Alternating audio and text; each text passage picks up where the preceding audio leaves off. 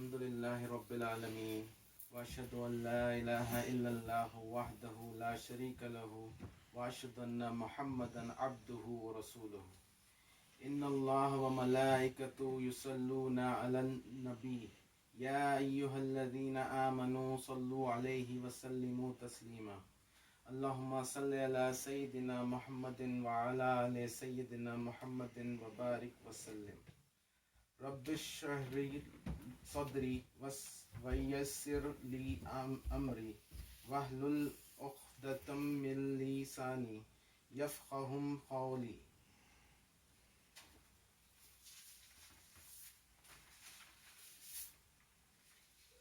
اللهم صل على سيدنا مولانا محمد وبارك وسلم.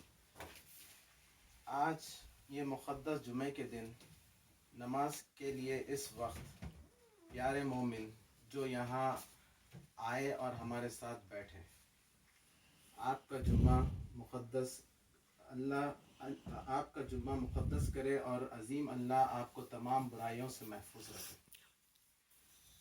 انسانیت جھولے سے لے کر گھر کے دروازے پر بڑھنے تک، دنیا کمانے کی دوڑ دھوپ سے لے کر سفید کفن میں کالی مٹی کے نیچے جانے تک، وہ تمام اوقاف امتحان سے بھرے ہوئے ہیں. اللہ فرماتے ہیں قرآن پاک میں،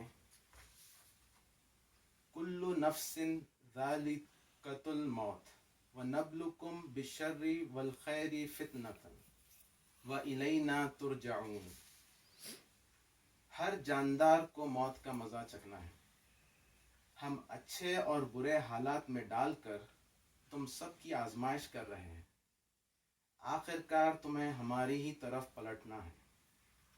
پیارے مومن، ان امتحانات میں اہم چیزیں یہ ہے کہ ہم کس کے ساتھ ہیں اور ہم کس چیز کے لیے اکٹھا ہوئے ہیں.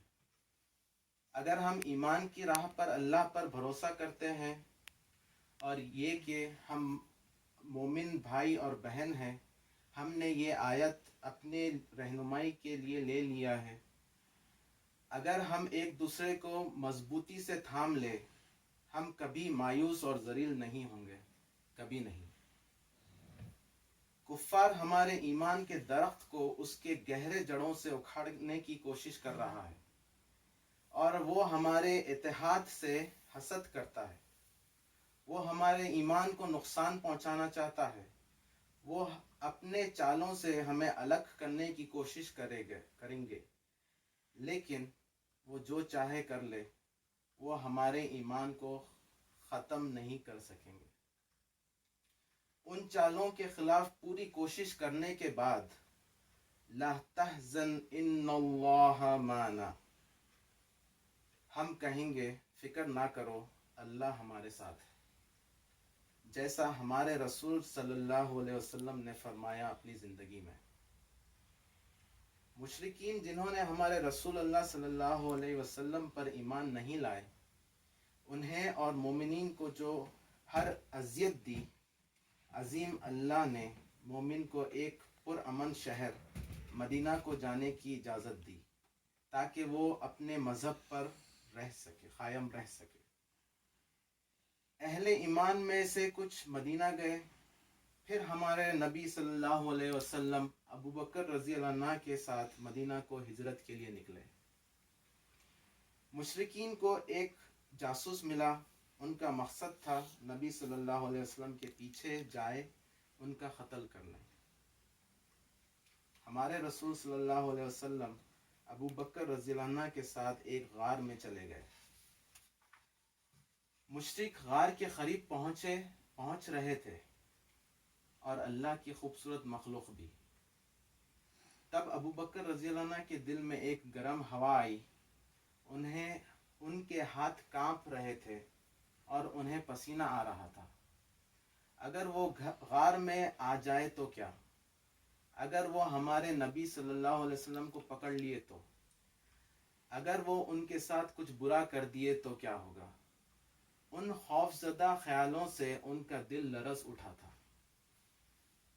جب ہمارے نبی صلی اللہ علیہ وسلم، نبی کریم صلی اللہ علیہ وسلم ان کی صورتحال کو دیکھا تو وہ مسکرائے اور کہا فکر نہ کریے ابو بکر، اللہ ہمارے ساتھ ہے۔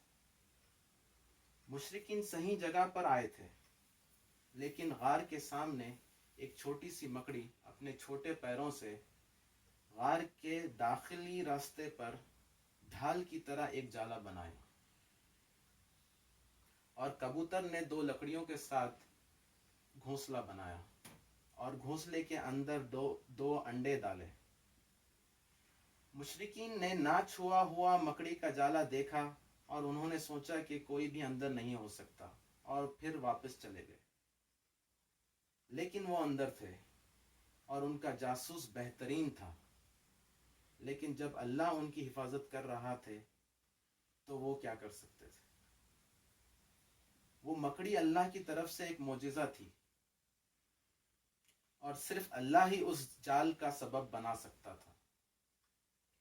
پیارے مومن، اللہ سب کچھ جانتا ہے جو ظالم کر رہے ہیں، اور وہ ان لوگوں کو کبھی نہیں بھولتا جو اسلام کی راہ میں ثابت قدم رہتے ہیں۔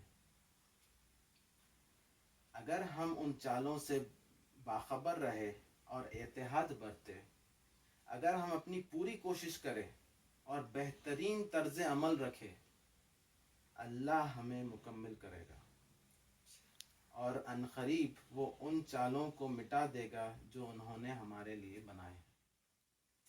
اللہم صلی اللہ